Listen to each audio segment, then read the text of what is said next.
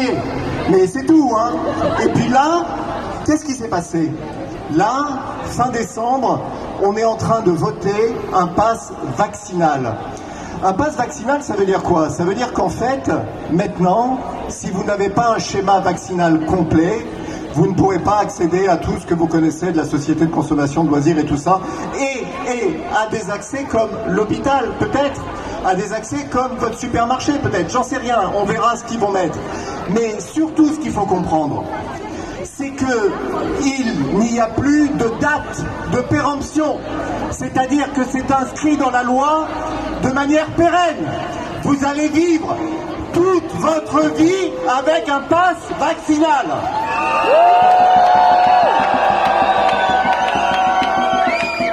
Et moi, je vais vous dire un truc. Dans pass vaccinal, ce qui m'ennuie, c'est pas vaccinal, c'est pass. Et qu'il soit vaccinal, sanitaire ou quoi que ce soit, je m'en fous.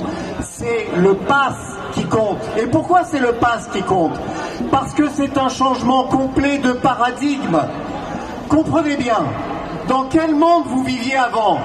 Avant, vous viviez dans un monde de liberté. La liberté se situait où? Elle se situait loin de vous. C'est-à-dire qu'elle était limitée par la loi. La loi vous interdisait de tuer, la loi vous interdisait de voler. Mais tout ce qui était autour de vous était autorisé. Prendre le bus, prendre un métro, aller au resto, prendre un café, tout ça c'était autorisé avant, sans avoir besoin de demander d'autorisation. Mais là, comprenez bien le problème du changement de paradigme. C'est que autant la liberté était loin autour de vous, autant maintenant, la liberté, elle est tout autour de vous. Elle est là, la liberté. Et pour faire un truc, il faudra que vous montriez votre passe. Sinon, vous n'aurez pas le droit de dépasser ce petit cercle qui est autour de vous. La liberté se restreint énormément avec un pass. Énormément. Et ne croyez pas que parce que vous avez un pass, vous êtes à l'abri. Parce que ça pourra changer n'importe quand, au gré du vent, et comme ils voudront. Et le problème du pass, qui est aujourd'hui vaccinal, il deviendra numérique, il deviendra fiscal, il deviendra écologique, il deviendra ce qu'on veut. Mais de toute façon, vous pourrez dire au revoir à votre liberté. Et ça, c'est une certitude. C'est pour ça que c'est important de comprendre ça. Et ça n'a plus rien à voir avec la vaccination. Ça a à voir avec un changement complet de société. C'est pour ça qu'il faut faire comprendre ça aux gens autour de vous. Il ne faut pas leur dire c'est juste un problème de vaccination. C'est vraiment important à comprendre. Et alors, sur un plan plus scientifique, pourquoi un pass vaccinal, ça n'a aucun intérêt? Mais c'est juste une question de bon sens. Regardez autour de vous. On est ce qu'on appelle en période Omicron. Alors Omicron, vous avez remarqué, ça se balade partout. Ça y est, c'est fini. Il n'y a plus de vaccinés, non vaccinés, tout ça, on s'en fout. Tout le monde fait Omicron. Tout le monde. Et peut-être que tout le monde va le faire. Et c'est tant mieux. Et c'est tant mieux. Pourquoi c'est tant mieux?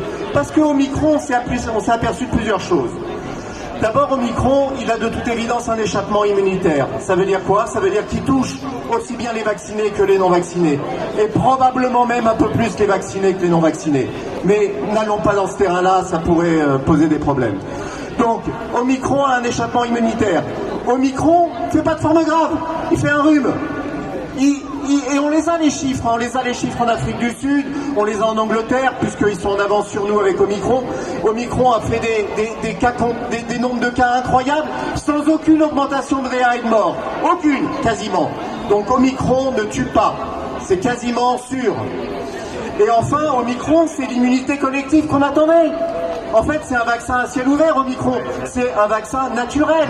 C'est un cadeau de Noël, Omicron, quelque part. Donc, il faut vraiment bien comprendre tout ça. Et en période Omicron, moi, je veux qu'on m'explique clairement et scientifiquement pourquoi il faut une troisième dose. Actuellement, l'Espagne a dit non à la troisième dose.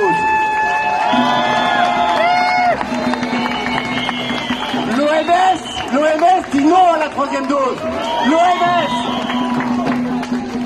Et même Israël, maintenant, eux, ils sont tellement en avance qu'ils disent non à la quatrième dose.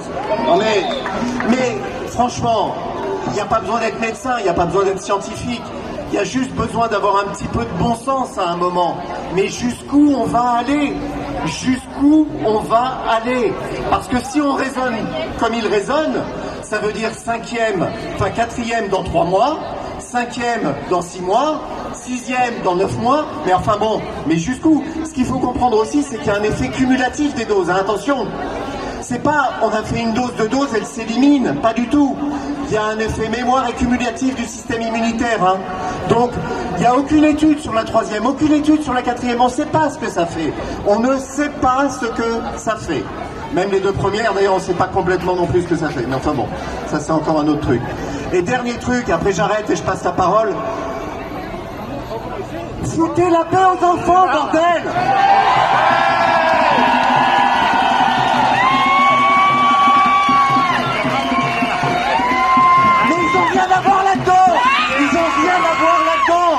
Pourquoi on les vaccine? Faut pas de forme grave. Ils ont aucun problème. Mais laissez circuler le virus chez les enfants. Ils vont s'immuniser et en plus ils vont faire une barrière. Ils ne transmettront pas une fois qu'ils auront eu le Covid, les enfants. Ils pourront aller embrasser mamie et papy tranquillement. Mais pourquoi vous leur faites des tests?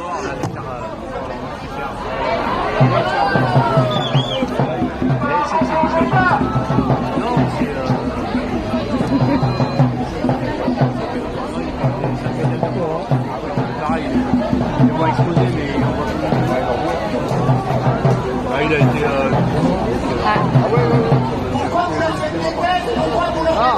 marche pas. Hop, attends pas.